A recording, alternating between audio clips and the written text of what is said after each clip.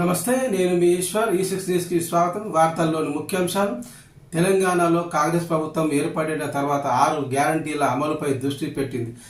మొదటగా కొన్నింటిని అమలు చేసిన వెంటనే ఎన్నికల కోడ్ అమల్లోకి వచ్చింది. దాంతో కొన్ని పథకాలు ఆలస్యం అవుతున్నాయి.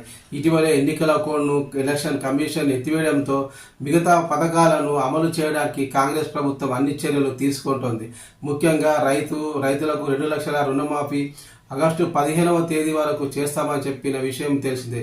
కాగా కాంగ్రెస్ ఎన్నికల్లో ఇచ్చిన హామీల్లో ఒకటైన ఇందిరమ్మ ఇండ్ల కోసం కూడా చాలామంది ఆశగా ఎదురు చూస్తున్నారు. పేదల సొంతింటి కల నెరవేర్చాలనే ఆశయానికి కాంగ్రెస్ ప్రభుత్వం కట్టుబడి ఉందని సీఎం రేవంత్ రెడ్డి పలుమార్లు చెప్పారు. తెల్ల రేషన్ కార్డు ఉన్న వారికి మాత్రమే ఇందిరమ్మ ఇల్లు మంజూరు చేయాలని రేవంత్ రెడ్డి ప్రభుత్వం భావిస్తోందని సమాచారం. అది కూడా మహిళల పేరు మీద ఇవ్వాలని ఆలోచిస్తుందని, డ్రా పద్ధతిలో లబ్ధిదారులందరినీ ఎంపిక చేయబోతున్నట్లు సమాచారం.